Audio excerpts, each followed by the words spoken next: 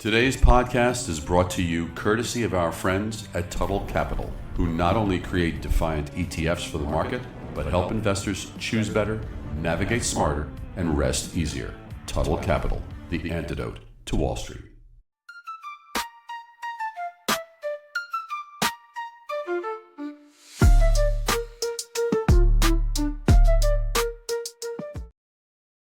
All right, joining me is Tyrone Ross, CEO and founder of Turnqey Labs. He's also CEO of 401 Financial. And I will tell you, Tyrone is someone who I've actually known for quite a while now. So I met him out in New York like 6 or 7 years ago. And I've actually had an opportunity to work with him at least a little bit on the business side. But what I love most about what Tyrone brings to the table, especially when it comes to crypto, is he has a strong belief and passion around education. So he's one of these people involved in the space that he really tries to cut through all of the very loud noise out there, the circus. He truly wants to help people understand the pros and the cons of crypto. So he brings a balanced perspective. Tyrone, it is always a pleasure. Thank you for joining me. Yeah, absolutely. Thank you for having me. Before we get started, I have to return the favor and let everybody know as well. I think you've been instrumental to my journey, right? Being, agreeing to be an advisor at OnRamp and helping me build that to the juggernaut that it was. Been nothing like that since then, my friend. And then all of the effort that you take to not only reach out to people, but also the content that you put out as well. So I honor you. I revere you. I consider you a great friend and colleague, and it's been too long. So this is going to be fun. Strap in, people. That's right. And it has been way too long. I don't know how we let this much time go by, but this is perfect because I think a big thrust of this particular podcast is education around the crypto space. So look, we're going to get into a bunch of different crypto topics, but to start, just tell us what you've been up to recently with Turnqey Labs and 401 Financial. Just tell us more about these. Yeah, so really quickly. So when I resigned from OnRamp in March of 22, I took 3 months and kind of traveled around the country and met with every data provider, RIA. It was like, tell me what the issue is. And I got a lot of feedback. And 3 days after, I want to say either 3 or 2 days after I resigned, I was sitting in Omaha, Nebraska, meeting with Carson. Now, here's what's crazy about this day. I was meeting with Carson. I had to borrow an office to present to the BlackRock folks. And then I had to go meet, at the end of that, to go meet with Eric Clark at Orion. And it was the BlackRock Aladdin team at the time. So this is, 2022. So anyway, I'll go to see Eric Clark, and he DMs me, and he's like, come see me. I heard you're in town. Now, again, we all, in our business, we know Orion. We all love Eric. I'd never met him. So I'm like, this is awesome. So I go to meet him. He knew that I was, feeling away and really emotional. And he goes, what's next? And I said, man, I got this idea in my phone. And I read it to him. And he stopped me. He turned around. He went and grabbed a notebook of his notes of when he thought about Orion. And I read him the notes, and the notes were for Turnqey. And he said, go build that. Everybody will use it. Go build it. So again, had a couple more meetings. Cheryl, I met with, the Prime Capital team, spoke to Peter Maluk, everybody, Josh Brown, Rick Edelman, everybody. And then started Turnqey May of 22, which is basically, you could think about it as the Plaid of crypto. We basically take all that held away crypto, aggregate it, put it in an API and pipe it into the workflows that advisors use. We got a really big integration with Morningstar, buy all accounts now. We have a live integration with Wealthbox. We got a few big ones in the queue that I'm excited to announce soon. And our goal now is we're going to move from the Plaid of crypto to the InvestNet of crypto. We have a platform launch that we're launching September 10th at Future Proof. I'm excited for everyone to see that. I think that's going to change the game. And then 401, really quickly, registered investment advisor, launched here in California, launched that September of 22 at Future Proof. Obviously, we have a deep expertise in crypto. Eric Smith, who is my CIO, was with me at OnRamp. Eric is gone, DeFi, DGen, the whole thing. But what's cool about that, we spent the last 3 years like really grinding and building on our model INDX, which we've launched and we'll get into here in a minute. but we basically took time to score the top 300 assets. We built this fundamental and risk scoring system that model is built on. It took a lot of time, a lot of work, a lot of money, a lot of effort. And we kept seeing things launched or whatever. We just kind of kept our heads down. We had to find the right partner. The team at Reserve kind of worked with us to build it. We launched it here recently. The feedback has been phenomenal. And I am fully confident in saying this is the first controversial thing I say, that there's not an RIA in the country that has anything close to what we launched. So I'm excited, man. Happy to share more. We could dig in where you see fit.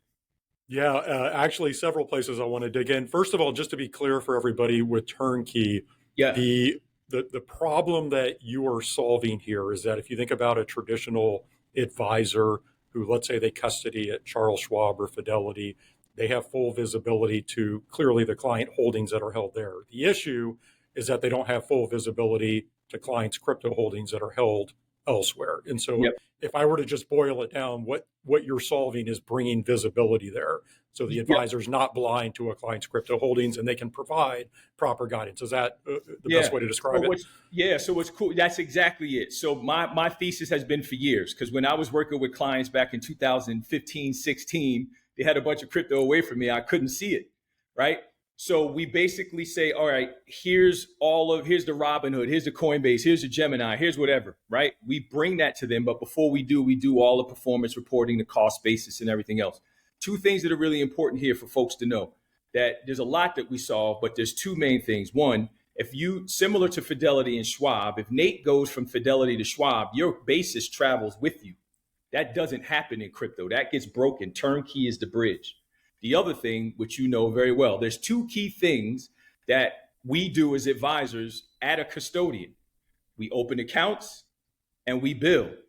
That doesn't happen in crypto, right? Because your Adapar, InvestNet, Orion, whatever platform you use has a feed that happens with the custodian through APIs. That doesn't exist in crypto. Again, Turnqey is that layer to take that data from the crypto custodians, pipe it into the advisor's workflow, and then they can manipulate that data as you see fit. So we're excited. It's only read only now. I'm inside baseball here. We are going to launch trading, and finally trading, really good trading that advisors are used to. Bulk onboarding as well, which is really cool. Shout out to Jason Wank, right? Who's an investor in Turnqey.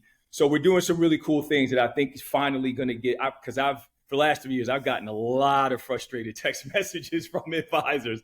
And I'm like, give me some time, guys. I'm going to build it. So yeah, that's essentially it. We basically give them that holistic view.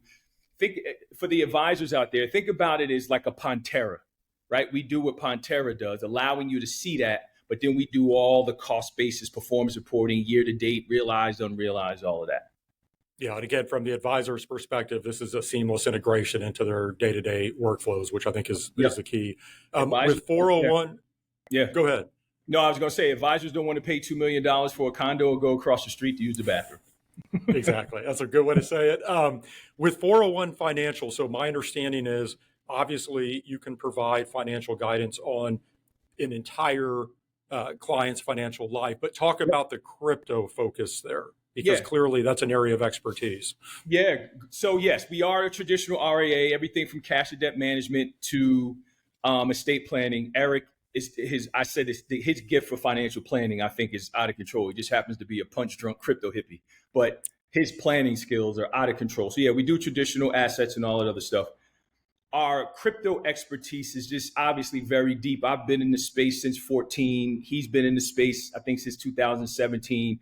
He's built up an incredible audience on Farcaster, which has been great for us. So we're really, really deep in it. So basically, we have some very big crypto founders as clients that I'm not at liberty to say, but folks know the brand that we have. One, because we've essentially looking to build our RIA on chain. Our index is fully on chain. A lot of what we do is on chain, behind the scenes, running the business. We actually, again, have all of the tools, the picks and shovels to help clients that other advisors don't have, right? So a lot of really big multi-$100 billion RIAs reach out to us to help clients with tax issues, which is really cool, divorces, estate attorneys. So we're working on a big case now with forensics, which Eric is really good at, mapping wallets and everything else. And then, the thing is like, we didn't feel comfortable. And there's a big one here. I was going to say when I finally got on the podcast, it's a good thing to say it. We don't ever really have to like recommend an allocation to crypto because folks come to us owning too much of it, right? But for the clients that we felt like should own it, we didn't feel like there was anything out there that we were comfortable putting in front of them ourselves. Now, we got clients who own the Bitcoin ETF and the ETH ETFs, and I bit my tongue, you saw the blood coming down, but they got it, right? but we felt like we wanted to build something that was broad exposure, that gave them access that we were comfortable with. We weren't comfortable with the traditional custodians, a lot of different things. So clients come to us for a lot of different reasons, right? Mainly because they want financial planning, but in the crypto side, they know they're going to get white glove, handheld all the way through. There's not going to be a crypto question or solution or whatever that we don't have, and we really wanted to build that up. And I think it's a testament to the folks that read. Like we just got a referral yesterday from someone at Solana who has multi-millions, right, of Solana and trying to divest or whatever. So those are the type of folks that we work with. But you know, we got the 40-year-old as well. It's just looking to get some exposure in a really easy way. That's kind of how we do it. I'm sure there's a long laundry list of questions and issues that clients bring to you, but you mentioned taxes, estate planning. What are some of the most common questions you're getting and the types of problems clients are wanting solved on the crypto side, just at a high level? Yeah, high level taxes is the first one, right? You're like this referral we got, it was like the advice and the tax implications. I think that's really important. A lot of people really aren't aware of tax implications of assets, period, let alone crypto, and strategies of how to navigate that. That's a really big one. I think the second thing is, which we hear a lot, which I don't think you'd be surprised with, but there are so many folks that we deal with that own a lot of crypto is like, I don't trust the stock market. Any other financial advisor would fall out of their chair, but we're like, oh, I get it. Because if I made all this money in crypto and then I've never invested in the stock, right? And then the other thing, which is underappreciated and part of why I'm doing what I'm doing, and it was a shock to me, but it kind of is like the norm now. There's only one account type at all of these crypto venues. So they're not even really aware of all the different types of accounts that they could use to bucket their money, right? And separate assets. Like it's crazy to say, but it's such the norm. And then a bonus to that is the question is always, I want you to see it. Again, why I knew Turnqey was a thing from years ago. It's a 12 years issue for me because it was like, they want you to see it. They don't necessarily want you to touch it, right? But they want you to see it. And that's why we're an advice only firm. We don't trade for our clients. We don't custody. We're advice only. And that's the whole premise there. So I think the folks that come to us know they're going to get advice. Take it or leave it. We got to give it. And I think that's why the referrals happen and folks come to us, because they know we're not. Now, we got some really cool things where if we needed to just bill on the crypto or whatever else, we could do some cool things. We're not there yet to be able to do that at scale, but we think like advice only wins the day with our clientele. Well, and I think you sit in a perfect spot right now. You already know this, and it's still very early, but the amount of clients who are needing assistance on the crypto side and financial planning guidance around crypto, it's already a big pool, but that pool is only going to grow. And the types of questions and issues they have are only going to become much more complex. And, quite frankly, there aren't a lot of advisors out there right now, at least in my experience, that have that expertise, that have put in the work to fully understand the space. All right, I do want to get into some other crypto topics real quick. I have to ask you about the index that you mentioned. So the 401 Financial Broad Market Index. So my understanding, you were alluding to this, it's a fundamentals-driven crypto index. Just explain that, and then how can people access that? Yeah, so there's a website. I'll give it to you if you want to put in the show notes. We built it with reserve. It's 12 assets built on Base, right? All Base on chain. You can connect the wallet. You could buy it. So our whole issue was we felt like folks should be able to get broad exposure on chain, cheap, that was built by advisors, that was fundamentals driven, right? The rebalances, does all of that stuff, couple clicks. And that's just what it is. So if you go to, again, I'll provide you the link there. You can access it there. You connect the wallet, it's done. Couple clicks, it's done. We have some things in the works where the bigger venues will be able to folks will be able to access it at Coinbase and others. But right now, if you go to the site, you'll be able to access it there. But that's the goal, was just how do we get folks broad exposure, right? And then from licensed advisors, really easy on chain, which we're big proponents of, safely, cheaply, right? I think I gotta check with Eric. He's the wizard there, but I think it's like 0.5%, the TVL. Again, built on base, which we're a big fan of. And yeah, it's out. We've gotten a lot of really good feedback, some really good conversations happening, and anyone can do it, right? Like it's there now. You can click the link and you can get access. It's pretty cool.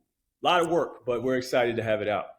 In providing clients with broad exposure to crypto, and let me be crystal clear here, we're not here to offer any sort of specific investment advice. Let's everybody do your own homework. But like, how do you view crypto as part of a portfolio? What's the basic message to clients you work with? Let's assume you have somebody who has zero crypto exposure that's coming to work with your firm.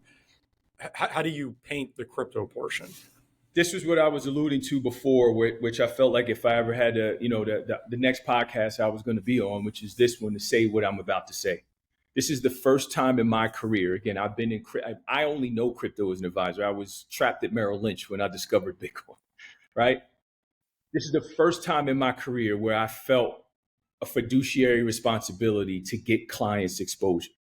Like I told Eric, I was like, because normally, again, it's folks know it's me. Crypto just comes along with that, and clients would come and they would already own it.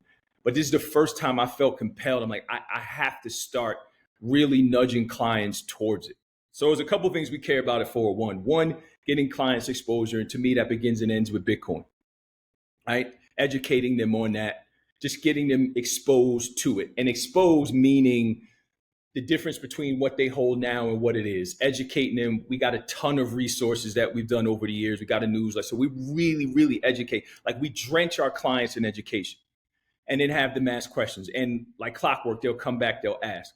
So then we'll give them, and we're sticklers on fees. We want to keep fees as low as possible. Again, we don't have an AUM model. We're subscription hourly, flat fee for planning. So we try to keep fees as low as possible. So obviously Van Eck is doing a good job that theirs at zero. Some others, right? We talk about the ETFs.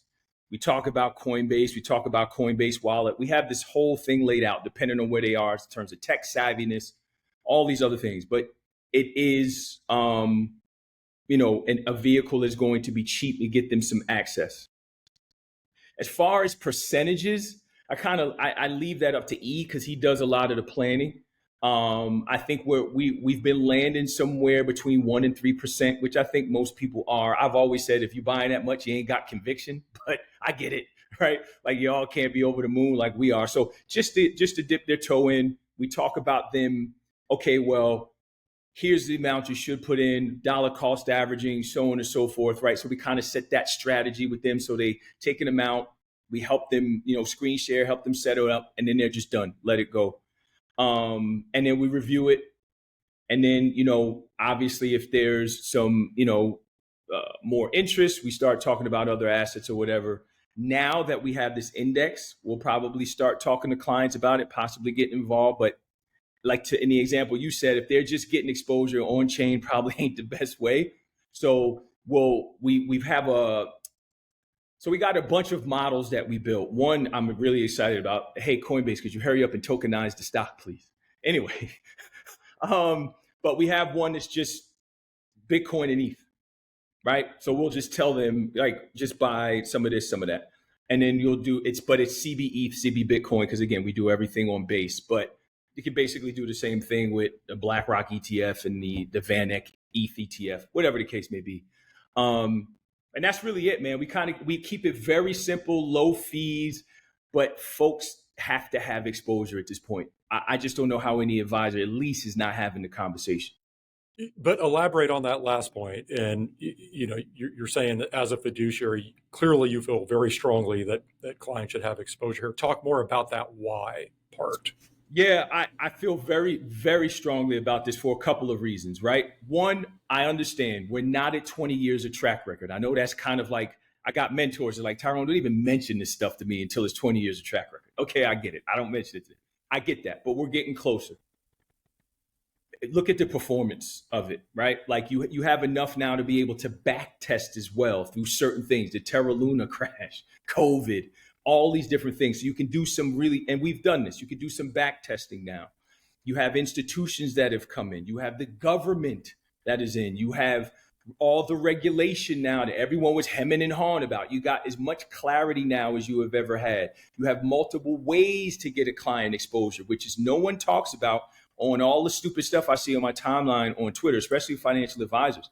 So if you say, okay, well, I don't want them to go to Coinbase. Okay, there's a multiple other ways they can get it now like never before. That's right. You can get it through, direct exposure. You can get it through an ETF. You can get it, through, different indices. So there's multiple ways that clients are exposed to it now that advisors don't even know. And that's what I mean. Your fiduciary responsibility is to find out if the client owns it anywhere, right? And if they don't, get them exposure, right? So maybe they own it. We find out clients now own a ton of strategy, right? Coinbase, our companies holding this on their balance sheet. So your clients are probably exposed somewhere.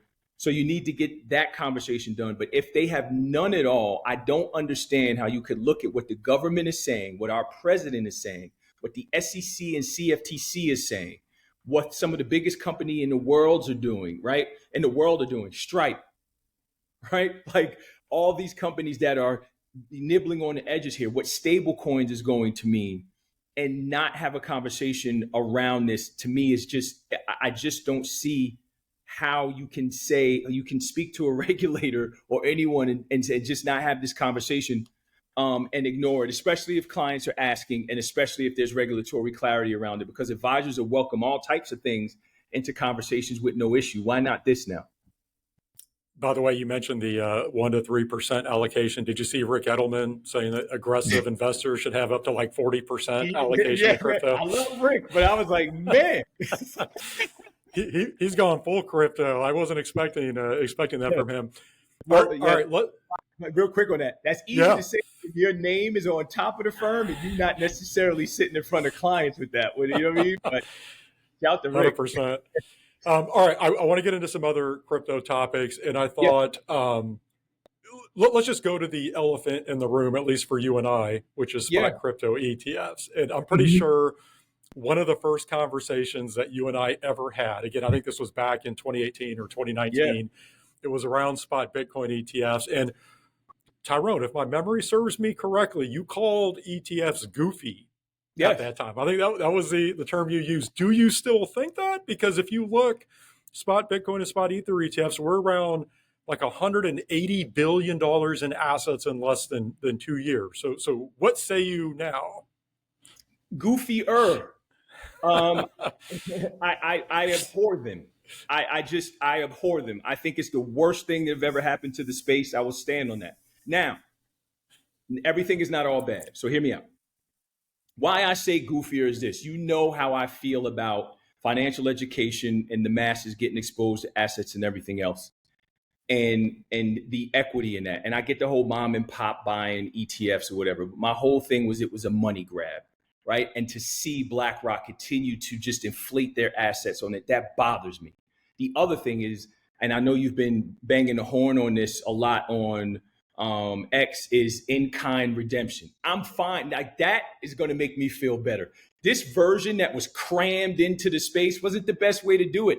You shut out all the banks. None of the banks could, be a custodian. Now it looks like that's going to be a reality. I think Coinbase has 8 of the 11 ETFs custody there. Like, how could you be okay with this? Like, it's gross to me. I hate it. Right now, what's great about it is this. Clients want it. Again, I was told a long time ago when I started working on Wall Street, man, what's blue shoes? What you selling? Blue shoes. So if clients want it, that's my opinion. I don't own them. I won't. But if clients want it, we give it to them, right? And we steer folks towards Bitwise. I know the folks at Bitwise, me and Matt Hogan have been on plenty of stage arguing this as well. Here's what I will say, and I will come around on. This is another thing that I think people are going to go, what? Right? Here's what I came around on, and I found them to be very valuable. One, we already spoke about.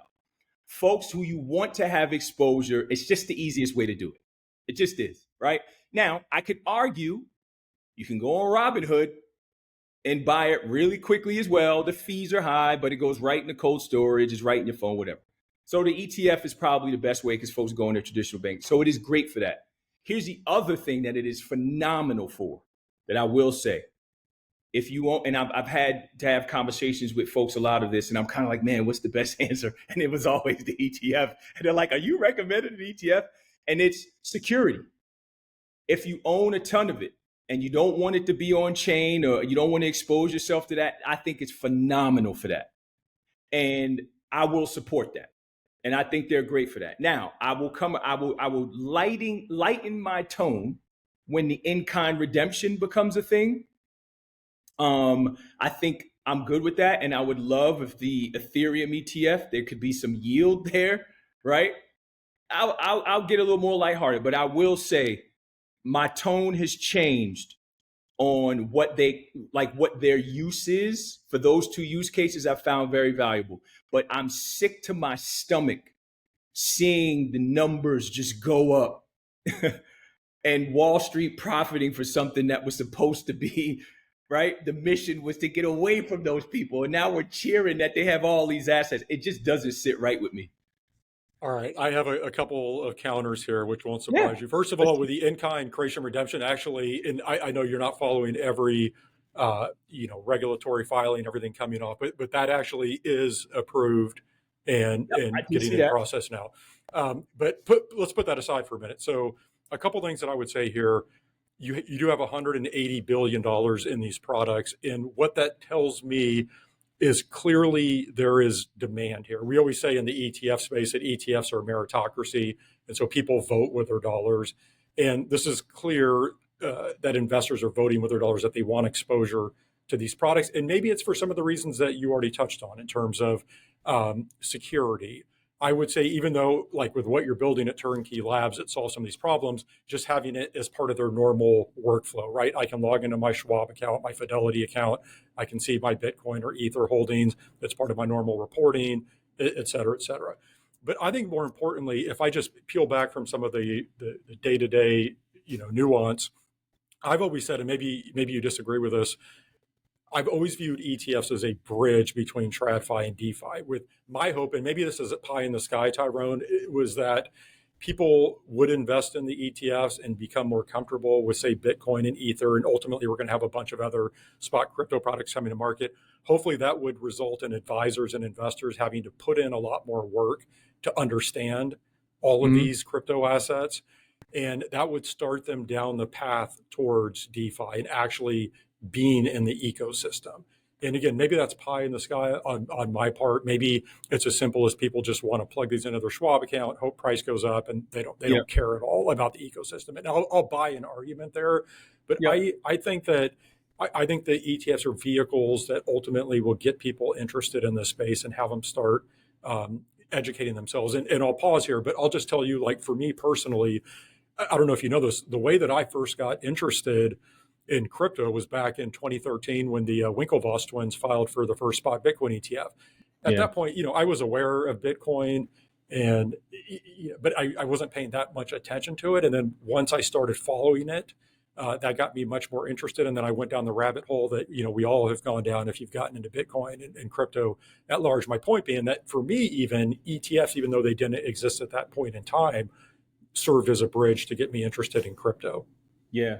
So I will say this. I respectfully disagree with the bridge to DeFi part, not vehemently. I see it differently. I think holding it in kind, right, as a bearer asset is the bridge to DeFi more than an ETF. And to be clear, I think ETFs as a vehicle are awesome, right? I have a lot of friends who I call part of the ETF mafia, you included, right? I think ETFs are great. I think they're awful for crypto. You're taking a 24/7, 365 asset, stuffing it inside of something that stops trading. I just don't what are we doing here? Right? I just don't understand a lot of the mechanics of this, the tax implications. It's just weird. And I don't know how any advisor who is a financial advisor and also understands crypto, how could you sit there? What is the benefit of the client owning an ETF outside of what we discussed? Or you just kind of want to dismiss it. if you really lay out the nuance of the tax implications, all these other things. So that's that. The other thing that I would say, so yeah, ETFs I think are great.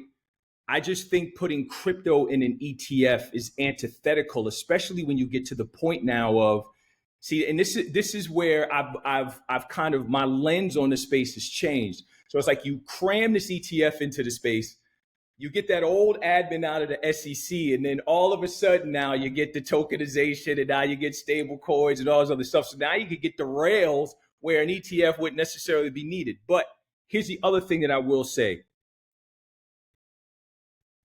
There is, folks should be able to get access however they want, right? We're in America. I get that.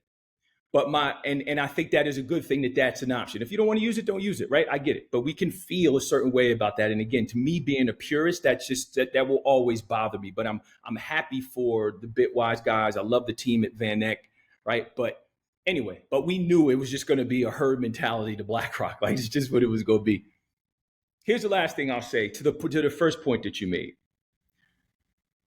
If I am in the inner city and all I have, like, there's demand for ETFs. Sure, there's demand to eat. Folks are hungry. But if I'm in the inner city and all I have is fast food, I'm going to overdose on fast, greasy, ultra-processed food because that's all that's there, right? And yeah, you may say, oh, well, now there's in-kind redemption or there's a Whole Foods, but that's over there. Like, I can't get to that. I've already got this one. Now you got to explain to me the difference. I felt like if they were going to do this fairly and right, that all that should have been done right the first time and then give folks the option. But so that's just kind of the way I see it. But I think everyone wins in the end here. But we had to have a little fun with that. Yeah, and I'll move on. The last thing I'll say, and this isn't necessarily a counter to anything that you said, is, look, I would agree that the ETFs run counter to the ethos of Bitcoin and crypto. There's no question about that, because those assets, the whole point of them was to be outside the purview of the traditional financial system, right? Yep. Decentralized, et cetera, et cetera. What I think people are missing is that I think to get to the future that you and I envision in crypto, we had to get the largest players in the traditional financial ecosystem involved. We had to get the BlackRocks involved. We had to get the SEC involved. We had to get politicians involved, because ultimately what's going to happen, and we can talk about this here in a moment, because I always like to ask guests about tokenization, is, a fully on-chain financial markets. And I think the ETFs are sort of a first step here, because you have to get banks comfortable in custodying crypto and transacting in crypto, and market makers and authorized participants and everything that goes into the ETF ecosystem. They all have to work. You have to get regulators comfortable with this. And I think that's what the ETFs have done, is they've sort of helped push that, push those things down the path. So it's certainly a shorter term, I won't even call it a solution, Tyrone, but I think it was like a first step down the path towards, I think, where you and I would agree financial markets are heading longer term, if that makes sense. Yeah, I have a fierce rebuttal to that, but let's move on. I will say this though, I don't think we needed them. That's where I disagree. We didn't need, because the banks can't custody the ETF. So what are we, like, the banks are out. They should have been able to bid, and they couldn't. So that's the first thing. And then the second thing is, we didn't need them to participate, right? We needed them to accept it, kind of scare them a little bit, and start to help build what was there, but not to co-opt the space, which I think has happened. By the way, Fidelity, Schwab, Virtu, Citadel, others are investors in what? EDX, an on-chain exchange, right? So they know what they're doing, but we let it happen right in our face. And now watch what happens over the next 6 to 12 months with the acquisitions and everything else. They got way more money. They've sat back. They figured it out. Again, they got the ETF in now. And now the banks are like, hey, over here, let's launch a stablecoin, right? So we'll see what happens. Should be fun. Let me ask you this. What do you think happens to the, what do you think happens to the crypto ETF space once Schwab and Fidelity and everyone else goes fully live with direct crypto trading and custody? And as you know, Fidelity already offers some limited options here with crypto IRAs and stuff like that. And I know at least I believe you and I both think it's just a matter of time before pretty much every major brokerage offers crypto trading and custody. So what does that mean for ETFs and investors at large? I I tell you what, I think Schwab is about to swing a big axe here. I've been poking at them, just some of the on-chain stuff, the way they're right. But I think, and you know this, how big Schwab is, and they want to get into, you know, direct exposure with custody on their platform and everything that they have. I think that's going to eat into a lot of the business that the ETFs are doing. I think that to me is going to be great for investors. That I will fully support, right? I think it'll be easier for advisors to help clients with that because, again, it's like statement generation, right? Building models, doing all these things that we do. But I think that's the one thing that folks aren't talking about enough. I think Schwab is going to make a big dent in a lot of these ETF flows and a lot of things that happen in there because I just don't think folks expected it. And to be honest, Fidelity's, even with Fidelity Digital Assets, haven't gone all the way either. Limited assets at Fidelity Digital Assets, they're still trying to figure out some things behind the scenes. Fidelity, Schwab, and by the way, don't look now, Pershing has been very quiet, my friend. And from what I hear, it ain't quiet internally. So we'll see what happens. Yeah, and if you just think about the business model for brokerages, let's look at somebody like Robinhood, who offers obviously both traditional investments and then crypto. No. You have Coinbase, who I don't think it's out of the question to expect Coinbase to make some sort of acquisition to where they can offer traditional investments right alongside crypto. To what you're saying, I fully expect Schwab and Fidelity and everybody else to get much more aggressive in offering crypto trading. So the point being that the model moving forward is these brokerages are going to offer everything except maybe a Vanguard. Yep. Absolutely. Yeah. Let's not. Yeah. We could do a whole episode on Vanguard.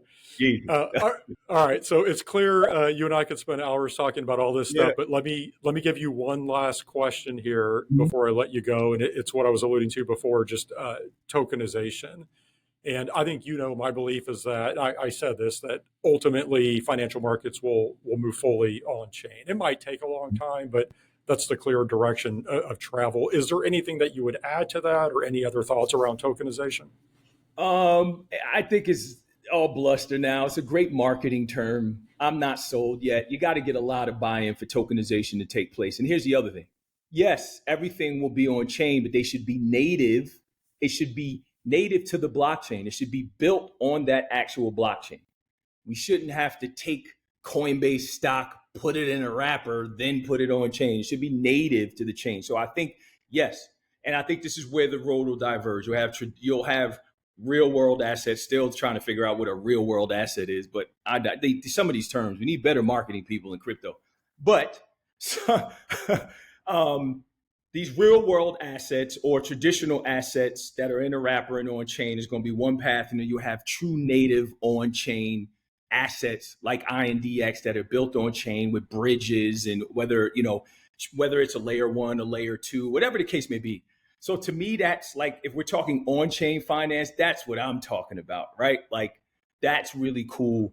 And some of the things that are there, but I do think tokenization will become a thing. I think it is going to, and I was talking to, a lot of folks about this, and Jason Wenk was actually just talking about it as well on the podcast, is you need a lot of buy-in from folks that have really no interest to buy in here, traditional players that you were talking about. Do I think it will be a thing? Yes. I would love for I would love for Coinbase to tokenize their stock here on base, please, which it looks like they'll do. But I think it's gonna be a while. But I do think it becomes a thing. And I think and here's the last thing I'll say, another thing that I was saying, and I don't think it's necessarily controversial because I've been saying it for years. Accounts as we know them in our industry is going to change to wallets. A wallet is just going to be your account. And I'm going to have a public key that if I put it in Robinhood and I put it in Schwab, it'll identify the individual assets that I have at those firms, right? This is the layer that Turnqey is trying to build. And if I take that same public key and I put it in Schwab, or I put it in Altruist, or I put it in wherever, it'll show my assets there because the rails, right, will be able to do that. And then whatever, with my private key or my multi-sig or whatever, I'll be able to move those assets between those firms and so on and so forth. That's a long way off. That's the tokenization or the on-chain finance I envision, not being able to trade Apple stock. on chain. Could care less. Coming full circle to where we started the conversation, you know who's going to love that most are advisors who have had to deal with ACATs. Have you ever had to transfer an account from one firm to another? Yeah, exactly. 401k rollovers, all that stuff. It shouldn't take 6 weeks, guys. What are we doing here? Yeah, a medallion signature and everything else that you need. But Tyrone, man, it is always great connecting. Congratulations on everything that you have cooking right now. I certainly wish you the best of luck moving forward. Thank you for joining me. Yeah, thank you for having me. And same to you, man. Continued success. Always great to see you. That was Tyrone Ross, CEO and founder of Turnqey Labs and CEO of 401 Financial. Hope you enjoyed this episode of Crypto Prime. I want to thank our sponsor, Tuttle Capital. If you would like to learn more about Tuttle Capital's ETF lineup, you can visit TuttleCap.com. For exclusive daily market insights and the playbook that Wall Street doesn't want you to see, subscribe to Tuttle's free newsletter at theheatformula.beehive.com/subscribe. See you again next week. Crypto Prime is hosted by Nate Geraci, president of OTR Media LLC. Nate is also president of investment advisory firm Nova Diaz Wealth Management. While OTR Media and Nova Diaz are related by common ownership, they are separate and distinct entities, and anything discussed on this program should not be construed as an official statement by Nova Diaz. Some guests appearing on this program may also be financial sponsors of Crypto Prime. This program is for informational purposes only and does not constitute investment advice. Investing in crypto assets involves substantial risk, including the possible loss of principal. Any past performance figures discussed are not necessarily indicative of future results. Visit CryptoPrimePodcast.com for more information.